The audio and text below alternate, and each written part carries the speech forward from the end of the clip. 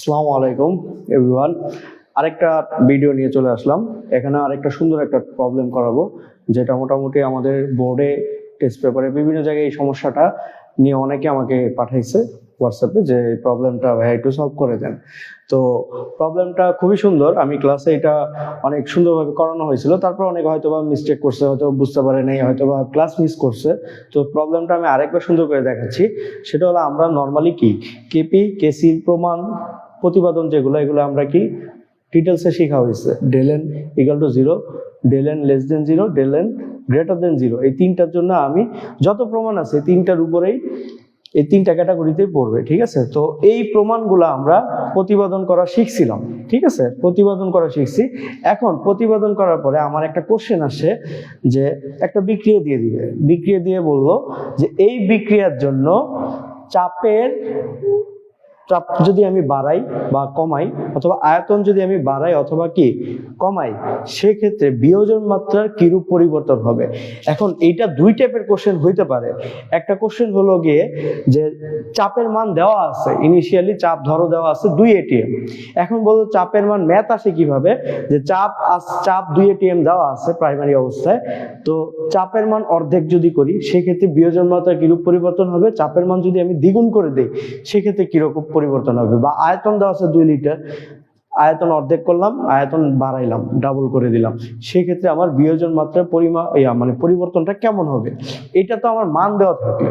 কিন্তু যদি আমার চাপ এবং আয়তন কোনোটাই দেওয়া না থাকে, সেক্ষেত্রে আমি কিভাবে গাণিতিকভাবে সেই জিনিসটা ব্যাখ্যা দিব। তো এইটাই আমার আজকের লেকচারের মূল প্রতিপাদ্য বিষয়। চলো শুরু করি। তো প্রথমত আমরা দেখবো ডেল এন। ডেল এনটা কি, আমরা ডেল এন পড়ছিলাম। ডেল এনটা হলো জাস্ট কি n2 মাইনাস n1। তো n2টা কি ছিল, উৎপাদের মোল সংখ্যা, উৎপাদের মোল সংখ্যা। আর n1টা কি ছিল ভাইয়া, n1টা ছিল আমার বিক্রিয়কের মোল সংখ্যা, বিক্রিয়কের মোল সংখ্যা। আচ্ছা, এখন একটা জিনিস খেয়াল করো যে ডেল এন এর মান তিনটা ক্যাটাগরি হইতে পারে। ডেল এন এর মান 0 হইতে পারে, মানে দুই পাশে উৎপাদ এবং বিক্রিয়কের মোল সংখ্যা সমান হয়ে যেতে পারে। ডেল এন এর মান কি হইতে পারে, পজিটিভ হইতে পারে। ডেল এন এর মান কি নেগেটিভ হইতে পারে, তাই না? তবে ডেল এন কয় রকম হইতে পারে, ডেল এন 0 হইতে পারে, ডেল এন কি হইতে পারে, গ্রেটার দেন 0 হইতে পারে, ডেল এন কি হইতে পারে, লেস দেন 0 হইতে পারে। তো ডেল এন যদি 0 হয়ে যায়, এরকম একটা বিক্রিয়ার মানে আমি যদি উদাহরণ দিতে চাই, খুব ফেমাস রিঅ্যাকশন হাইড্রোজেন আয়োডাইডের রিঅ্যাকশনটা। হাইড্রোজেন এবং আয়োডিন বিক্রিয়া করে কি উৎপন্ন করতেছে, হাইড্রোজেন আয়োডাইড তৈরি করতেছে। অনুরূপভাবে ডেল এন গ্রেটার দেন 0, তার মানে এখানে কি উৎপাদের মানটা বেশি হবে, মোল সংখ্যা বেশি, বিক্রিয়কের কি কম। এরকম একটা রিঅ্যাকশন কি PCl5 এর রিঅ্যাকশনটা। PCl5 এর বিয়োজন বিক্রিয়াটা দেখো, PCl3 উৎপন্ন করে আর কি তৈরি করে, Cl2 উৎপন্ন করে। এবং ডেল এন লেস দেন 0 মানে কি নেগেটিভ, মানে উৎপাদের পরিমাণ কম, বিক্রিয়কের পরিমাণ কি বেশি। এটার একটা ফেমাস একটা রিঅ্যাকশন আছে অ্যামোনিয়া উৎপাদন। অ্যামোনিয়া উৎপাদনটা কি ছিল, যে নাইট্রোজেন আর হাইড্রোজেন, 3 মোল হাইড্রোজেন যদি আমি মিশ্রিত করি, সেই ক্ষেত্রে এই দুইটা রিঅ্যাকশন করে 2 মোল অ্যামোনিয়া তৈরি করে। তো তিনটা ক্ষেত্রে আমি দেখতেছি, একটার ক্ষেত্রে কি ডেল এন এর মান কি, এই পাশে 2 মোল, এই পাশে 2 মোল, বিয়োগ করলে কত 0 আসে, এই পাশে 2 মোল, এই পাশে 1 মোল, বিয়োগ করলে কি আসে, পজিটিভ আসে মানে 1, এই পাশে 2 মোল, এই পাশে কয় মোল, 4 মোল, বিয়োগ করলে নেগেটিভ আসে। তো এই তিনটা বিক্রিয়ার ক্ষেত্রে আমি তিনটা বিক্রিয়া দেখাই দিব।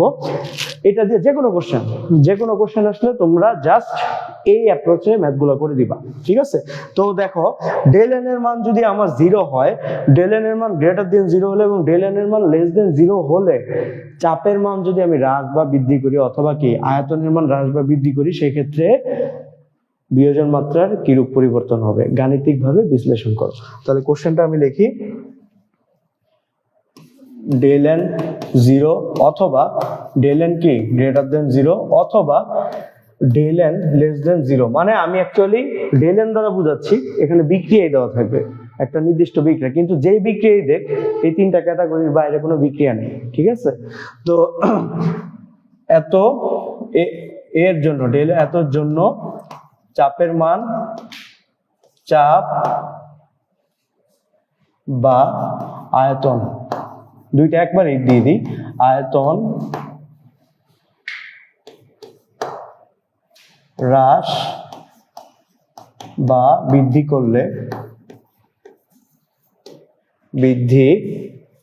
করলে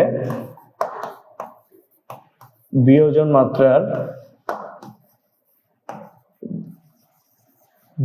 মাত্রার কিরূপ পরিবর্তন হবে, কিরূপ পরিবর্তন হবে গাণিতিকভাবে বিশ্লেষণ করো। গাণিতিকভাবে বিশ্লেষণ করো।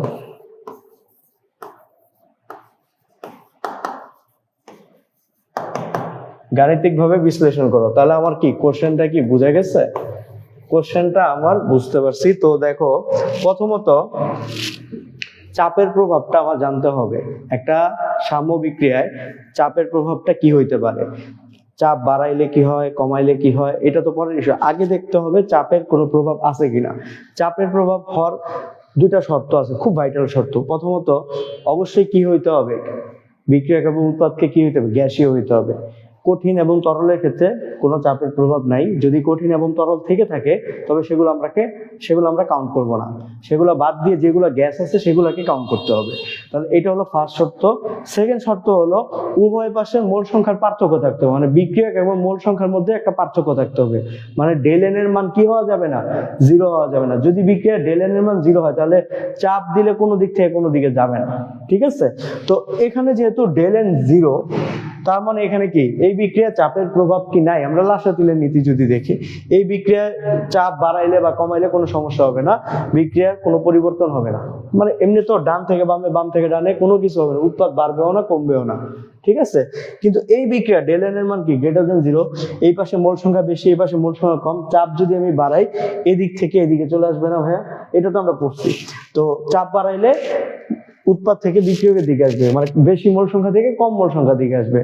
চাপ যদি আমি কমাই তাহলে এদিক থেকে কোন দিকে যাবে, এদিকে যাবে, সম্মুখমুখী বিক্রিয়া বাড়বে, মানে উৎপাদের পরিমাণটা কি বৃদ্ধি পাবে।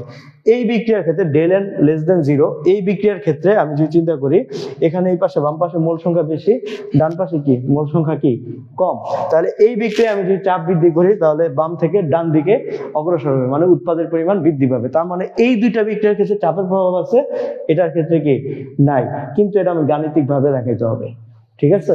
মানে গাণিতিক ভাবে দেখাইতে হবে। সুতরাং দেখো, আমরা এখানে ডেল এন এর মান আমি প্রথমে জিরো নিয়ে চিন্তা করি প্রমাণটা কেমন আসে। তার মানে আমার হাইড্রোজেন আয়োডাইডের প্রমাণটা করতে হবে।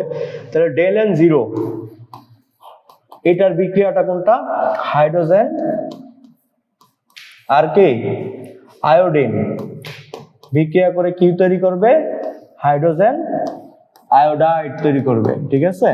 এখন এই বিক্রিয়ার জন্য কেপি আর কেসির রাশিমালা আগে প্রতিপাদন করতে হবে। আয়তনের সাথে সম্পর্কিত কে, কেসি। চাপের সাথে সম্পর্কিত কে, চাপের সাথে সম্পর্কিত হলো কেপি। সুতরাং কেপি আর কেসির রাশিমালা আগে প্রতিপাদন করতে হবে। সেখান থেকে আলফার সাথে চাপের সম্পর্ক, আলফার সাথে ভি এর সম্পর্ক, মানে আয়তনের সম্পর্ক দেখাইতে হবে, ঠিক আছে?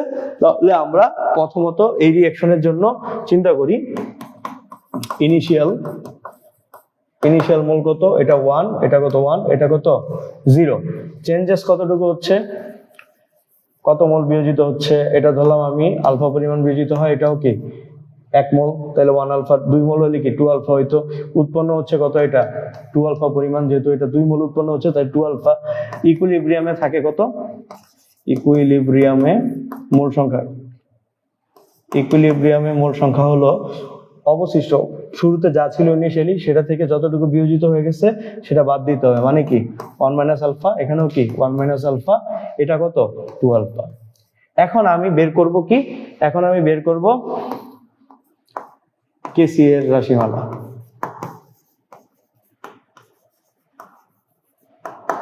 যেহেতু আমার এই টাইপের ম্যাথও আসে আর ম্যাথে তো ডাটা থাকে, যদি ডাটা দেওয়া না থাকে তাহলে তোমার এইভাবে করতে হবে, আমি যে প্রসেসে দেখাচ্ছি।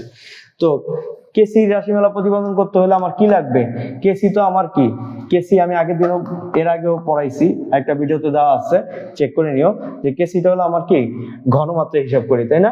তাহলে এখানে উৎপাদগুলোর ঘনমাত্রা ভাগ হলো কি বিক্রিয়কের ঘনমাত্রা, হাইড্রোজেন এবং কি আয়োডিন, এটার ঘনমাত্রা লাগবে। এখানে সাম্য অবস্থায় কি আছে, এই যে 1 minus alpha 1 minus alpha 2 alpha, এগুলো হলো সাম্য অবস্থায় বিক্রিয়ক এবং উৎপাদের কি মোল সংখ্যা। তাহলে মোল সংখ্যাকে আমার দেখো ঘনমাত্রা কি সি ইকুয়াল টু এন ভাগ ভি। মোল সংখ্যাকে যদি তুমি আয়তন দ্বারা ভাগ করে দাও তাহলে তুমি কি পাবা, ঘনমাত্রা পাবা। তাহলে যেহেতু আমার এখানে আয়তন দেওয়া নাই, তাহলে আমি শুরুতে কি লিখবো, ধরি পাত্রের আয়তন, পাত্রের আয়তন ভি লিটার। ঠিক আছে, তাহলে আমি প্রত্যেকটা আলাদা আলাদা করে কি ঘনমাত্রা আমি বের করতে পারি। এগুলো তোমরা ডিটেলসে করে দিবা, যেহেতু আমি শর্টকাটে করাচ্ছি, সুতরাং আমার মতো করলেও চলবে, সমস্যা নাই। যেহেতু ম্যাথটা অনেক বড়, মানে আমাকে তো দেখাইতে হবে জাস্ট চাপের সাথে এবং আয়তনের সাথে বিয়োজন মাত্রার সম্পর্কটা। তো তুমি কিছুটা স্কিপ করে করতে পারবা, সমস্যা নেই। তো এখানে হাইড্রোজেন আয়োডাইডের মোল সংখ্যা কত আর আয়তন কত, এইটা স্কোয়ার ডিভাইডেড বাই কত 1 minus alpha divided by V into 1 minus alpha divided by V. এইখান থেকে আসতেছে কত 4 আলফা স্কোয়ার ভি স্কোয়ার, আর এখানে আসতেছে 1 minus alpha square V square.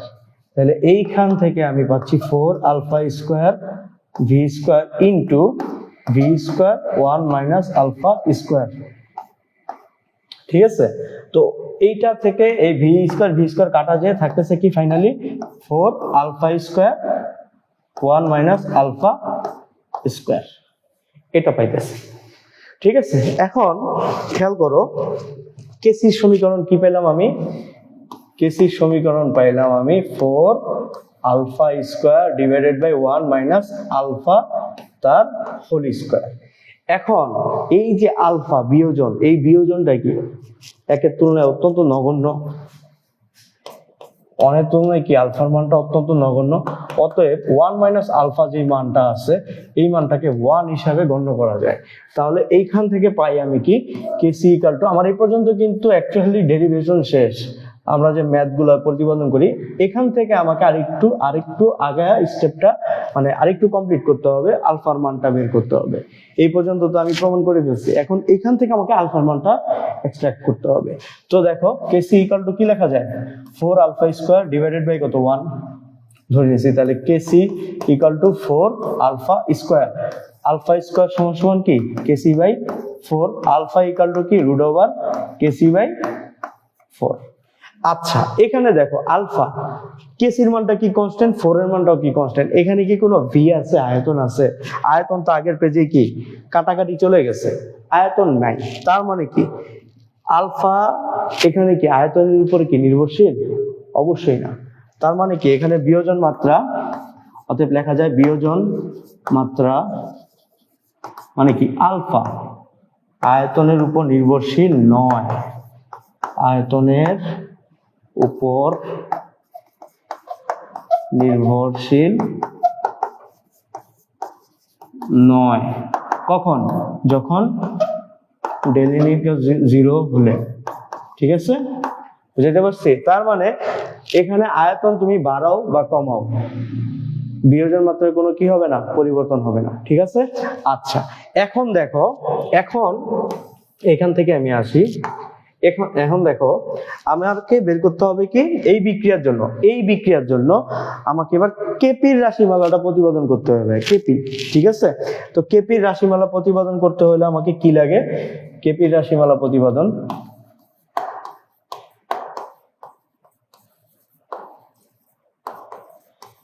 কেপির রাশিমালা প্রতিপাদন। তো কেপির রাশিমালা প্রতিপাদন করতে হলে ভাইয়া আমাকে লাগবে হলো, দেখো কেপি ইকুয়াল টু কি P hydrogen iodide square divided by P hydrogen into P iodine. ঠিক আছে, তো এখন হাইড্রোজেন আয়োডাইড এবং হাইড্রোজেন এবং আয়োডিনের প্রত্যেকটার আংশিক চাপ লাগবে, আর আংশিক চাপ বের করতে হলে মূল ভগ্নাংশ আর মোট চাপ লাগবে। এখন মোট চাপটা আমি জানি না, তাহলে ধরে নিব কি, ধরি কি মোট চাপ কত পিএটিএম, এটা আমি ধরে নিলাম। এখন প্রত্যেকটা আংশিক চাপ বের করতে হলে মূল ভগ্নাংশ বের করতে হবে, সেই জন্য কি মূল ভগ্নাংশ বের করতে হলে সাম্য অবস্থায় মোট মোল সংখ্যাটা আমাকে জানতে হবে। তো সাম্য অবস্থা, এই যে সাম্য অবস্থা দেখেন, এই যে সাম্য অবস্থা, সাম্য অবস্থায় সরি, তো এই যে সাম্য অবস্থা, এই সাম্য অবস্থায় দেখো এই সাম্য অবস্থায় আমার এই যে টোটাল তিনটা, এই তিনটা যোগ করলে কি সাম্য অবস্থায় টোটাল মোল সংখ্যা পাবো আমি। তাহলে সাম্য অবস্থায় আমি টোটাল মোল সংখ্যাটা বের করি। সাম্য অবস্থায় মোট মোল সংখ্যা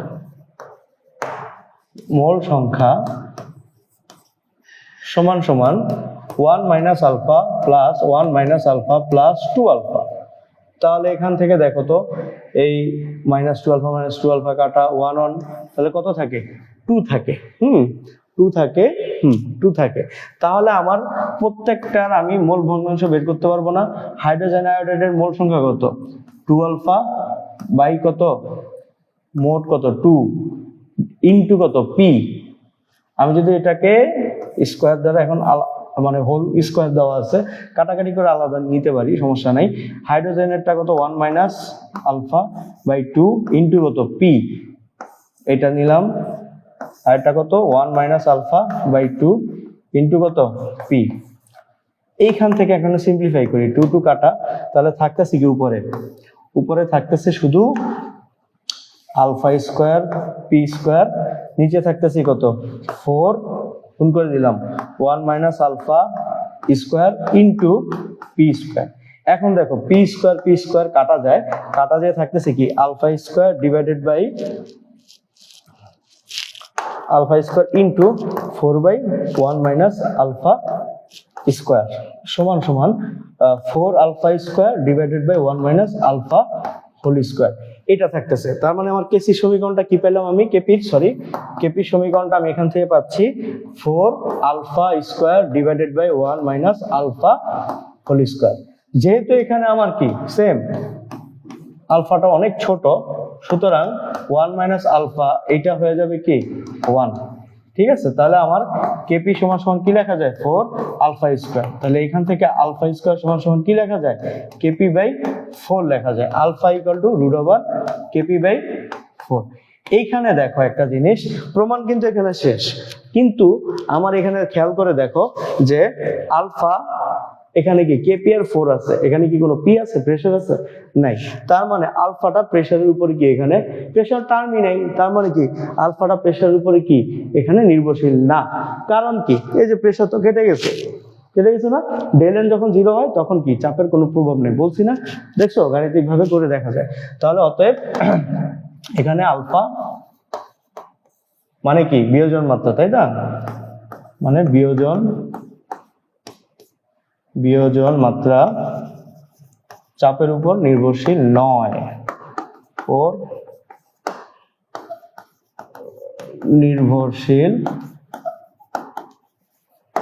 নয়, ঠিক আছে, বোঝা গেছে? তাহলে আমি প্রথম কেসটা কি, এই যে ডেল এন 0 জন্য কেস 1 এইটা আমি বের করলাম।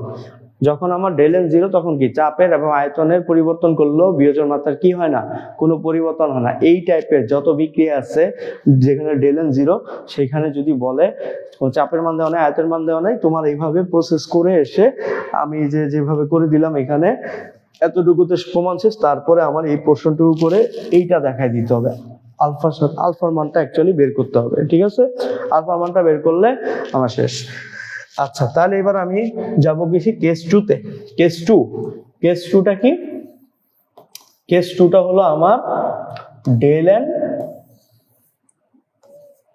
Greater than 0। এটার জন্য আমার বিক্রিয়াটা কি? এটার জন্য আমার খুব ফেমাস বিক্রিয়া PCl5 এর বিক্রিয়া। PCl5 থেকে আমার হচ্ছে কি PCl3 প্লাস Cl2, তাই তো? আচ্ছা, এখন দেখো এই বিক্রিয়ার জন্য আমার ইনিশিয়ালি মোল সংখ্যা কত? ইনিশিয়ালি মোল সংখ্যা হলো 1। এটা কত 0 0, শুরুতে তো ওরা ছিল না, তো চেঞ্জেস হচ্ছে কতটুকু বিয়োজিত হচ্ছে, ধরলাম আমি আলফা পরিমাণ বিয়োজিত, তাহলে এটা 1 মোল থেকে 1 আলফা উৎপন্ন হচ্ছে কত? এটা 1 আলফা, এটা কত 1 আলফা, প্লাস দিয়ে দিলাম, উৎপন্ন হচ্ছে তাই প্লাস। তো ইকুইলিব্রিয়ামে ওর থাকবে কত? অ্যাট ইকুইলিব্রিয়াম মোল সংখ্যা থাকবে, যতটুকু বিয়োজিত হয়েছে সেটা 1 থেকে বাদ দিয়ে দিতে হবে, আর এটা উৎপন্ন হচ্ছে। আচ্ছা, তাহলে সেম প্রসেসে এখানে কি বের করব? কেসি রাশিমালা প্রতিপাদন করব।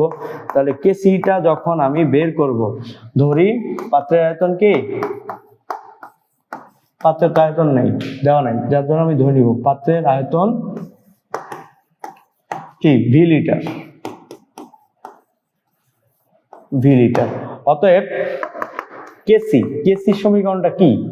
পিসিএল 3 থার্ড ব্র্যাকেট ইনটু কত সিএল 2 পিসিএল 5। তাহলে এইখান থেকে পিসিএল 3টা কত আলফা বাই ভি ইনটু এটার কত আলফা বাই ভি। কারণ কি ঘনমাত্রা সি ইকুয়াল টু ক্যান ভাগ ভি। সাম্য অবস্থায় মূল সংখ্যাকে এই আয়তন দ্বারা ভাগ করব। সাম্য অবস্থায় মূল সংখ্যা আলফা, এটার মূল সংখ্যা কত আলফা। তাহলে আলফা বাই ভি করে দিলাম। আর এখানে কত আসবে 1 minus alpha divided by V. এইখান থেকে দেখো alpha square V square 1 minus alpha divided by V, alpha square V square into V divided by 1 minus alpha. V square থেকে একটা ভি কাটা যেয়ে থাকতেছে কি alpha square V into 1 minus alpha. তাহলে কেসি রাশিমালাটা আমি ইজিলি কি পেয়ে গেলাম, alpha square divided by V into কি 1 মাইনাস আলফা। তাহলে দেখো, তাহলে আমি কি পেলাম, কেসি সমান সমান alpha square V into 1 minus alpha, এইটা পাইছি, তাই তো? দেখো এই পর্যন্ত তো প্রমাণ শেষ নরমালি কেসি রাশিমালা প্রতিপাদনে, কিন্তু আমি এখানে কি পেলাম, আচ্ছা এটা পাইছি। এখন দেখো, যেহেতু আমি কি জানি 1 এর থেকে কি অনেক ছোট না আমার এই আলফার মানটা, সুতরাং কি লেখা যায় 1 মাইনাস আলফা, এটাকে কি লেখা যায় 1 লেখা যায়। সুতরাং KC equal to alpha square divided by V into 1 minus alpha. এই জায়গায় এটা না লেখে আমি কত লিখবো 1 লিখবো। তাহলে এখান থেকে আলফা স্কোয়ার সমান সমান কি কেসি ইন্টু কি ভি, তাই না? তাহলে আলফা ইকুয়াল টু কি লেখা যায় root over KC into V. এখন দেখো এখানে তো ভিটা চলে যায় না, তাই না? কেসির মানটা কি, একটা বিক্রিয়ার জন্য এই বিক্রিয়ার জন্য কেসির মানটা কি ধরো কনস্ট্যান্ট। তো কনস্ট্যান্ট ধরলে suppose root over KC into কত রুট ওভার ভি, তাহলে alpha is proportional root over V আসতেছে। তার মানে দেখো ভি এর মান আয়তন তুমি যদি বাড়াও, বিয়োজন মাত্রার মানটা কি হয়ে যাবে, কমে যাবে। এই বিক্রিয়াটা দেখো, তুমি একটু ভালো করে দেখো, এই যে বিক্রিয়া, এই বিক্রিয়ায় মোল সংখ্যা উৎপাদে বেশি, বিক্রিয়কে কম। এই বিক্রিয়া তুমি যদি চাপ বাড়াও তাহলে কি এদিক থেকে এদিকে আসবে, তাই না? বিয়োজন মাত্রা মানে এই যে দেখো, বিয়োজন মাত্রা বাড়া মানে কি, এটা যত বেশি বিয়োজিত হবে এটা উৎপাদ তত বেশি উৎপন্ন হবে, তাই না? এখন চাপ যদি এই বিক্রিয়ায় তুমি যদি চাপ বাড়াও তাহলে কি আলফার মান কমে যাওয়ার কথা না, বিয়োজন কমে যাবে না? কারণ এদিক থেকে বিক্রিয়াটা এদিকে আসবে, তাহলে কি এটা যতটুকু এটা ভেঙে এই দুটো উৎপন্ন হইতেছিল, কিন্তু এবার কি হয়ে যাবে উল্টা হবে না, চাপ যদি আমি বাড়াই এদিক থেকে এদিকে আসবে। তার মানে কি এইটা বিয়োজিত হওয়া কমে যাবে, এগুলো উৎপন্ন হওয়া কমে যাবে, তাই না? এটা যত কমবে বিয়োজিত হওয়া তত কি এগুলো উৎপন্ন হওয়া কমে যাবে। আচ্ছা, তাইলে আবার পি এর সাথে ভি এর সম্পর্কটা কি ব্যস্তানুপাতিক বয়েলের সূত্র থেকে। তাহলে আমার দেখো ভি যেহেতু আমার বাড়তেছে, তার মানে আমার পিটা কি করতে হবে, কমাইতে হবে। কমাইলে আলফার মানটা কি হবে, বৃদ্ধি পাবে না? আমার এখানে কি আছে দেখো তো, এখানে আছে আলফা স্কোয়ার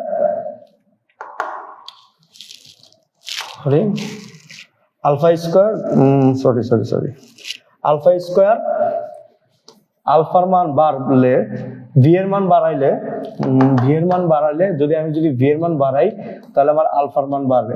আচ্ছা, ভি এর মান যদি বাড়াই তাহলে পি এর মানটা কি কমে যাবে না? পি এর মান কমাইলেও কি আলফার মান বাড়ার কথা না? দেখো তো, পি এর মান তুমি যদি এখানে কমাও তাহলে কি এদিক থেকে এদিকে যাবে, তবে চাপ এই বিক্রিয়া এদিকে কম মোল আছে, এদিকে বেশি মোল আছে। বেশি মোল থেকে কম মোলের দিকে যায় কখন, যখন চাপ বাড়ে। আর কম থেকে বেশি দিকে যায় যখন চাপ কমায়। তাই চাপ কমাইলে আলফার মানটা কি বৃদ্ধি পাবে। হ্যাঁ, তো এখানে তো তাই আসতেছে। ভি বাড়াইলে পি এর সাথে ভি এর সম্পর্ক ব্যস্তানুপাতিক, ভি বাড়াইলে আলফা বাড়ে, পি কমাইলে আলফা কি বাড়ে। বুঝাইতে পারছি? আচ্ছা, এখন দেখো আমার এখানে পিটা বাদ দিলাম, আমি আপাতত ভি এর চিন্তায় থাকি। তার মানে আমি এখানে কি বিয়োজন মাত্রা যেটা পাইছি, বিয়োজন মাত্রা আলফা ভি এর উপর নির্ভরশীল এবং বিয়োজন মাত্রা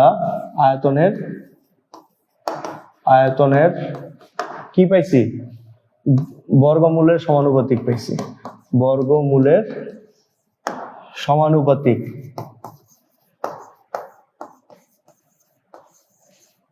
এই বিক্রিয়ার জন্য পাইছি। ডেল এন গ্রেটার দেন 0 জন্য সমানুপাতিক আসবে, কিন্তু বর্গমূলের জন্য বর্গমূল আসতে পারে, না আসতে পারে, কারণ বিক্রিয়ার উপর ডিপেন্ড করে। কোনটা যদি মোল সংখ্যা বেশি থাকে সেক্ষেত্রে বর্গমূল নাও আসতে পারে, ঠিক আছে? তো ম্যাক্সিমাম ক্ষেত্রে আমার সমানুপাতিক আসবে, মানে কি আলফা ইজ প্রপোর্শনাল কি রুট ওভার ভি।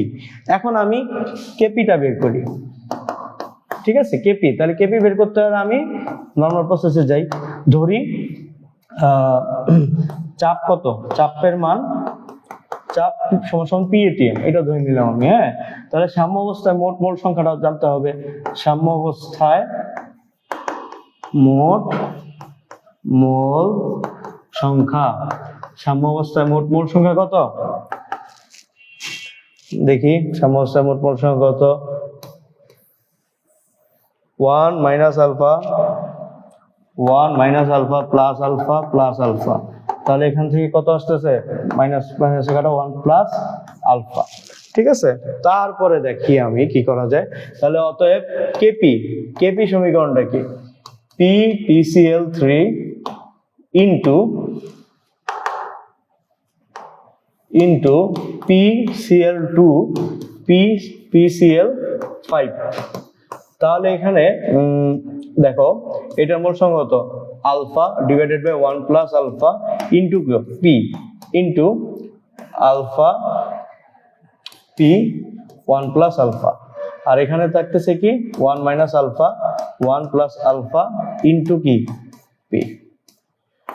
সিম্পল করলে কি আসে, alpha square P square divided by 1 plus alpha whole square, 1 minus alpha divided by 1 plus alpha into কত পি। তাহলে এখান থেকে সিম্পল করি, alpha square P square divided by 1 plus alpha square into 1 plus alpha 1 minus alpha into কত P.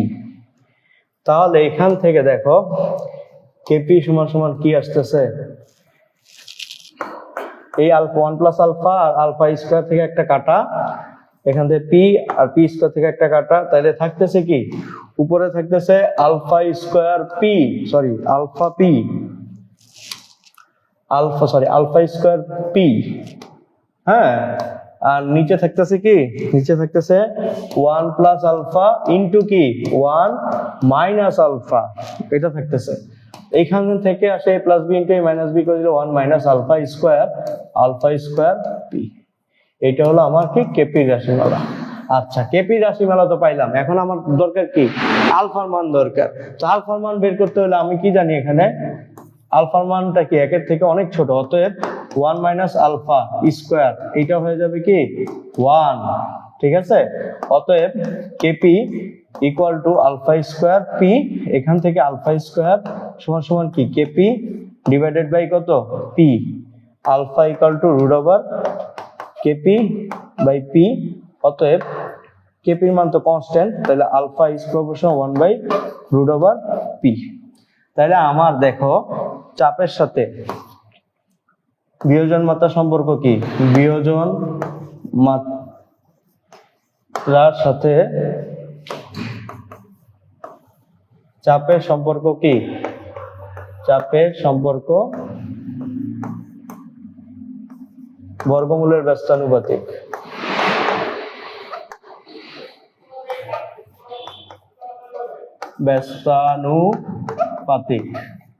তার মানে চাপ বাড়াইলে আলফার মানটা কি কমে যায়,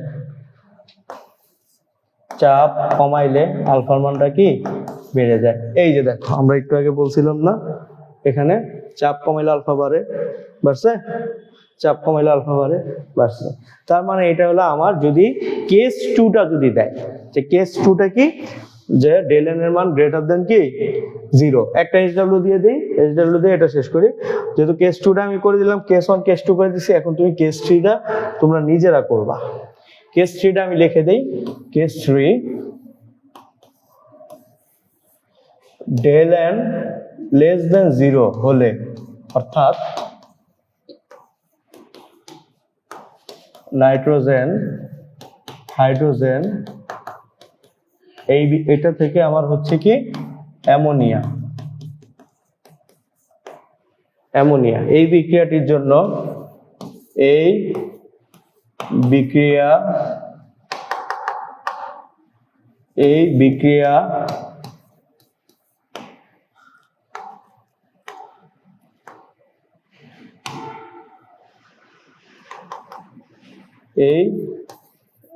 বিক্রিয়াটির জন্য চাপ এবং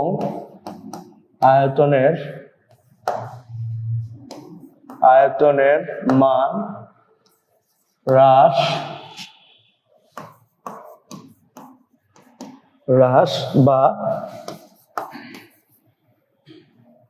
বা বৃদ্ধি করলে বিয়োজন মাত্রার কিরূপ পরিবর্তন হবে গাণিতিকভাবে বিশ্লেষণ করো।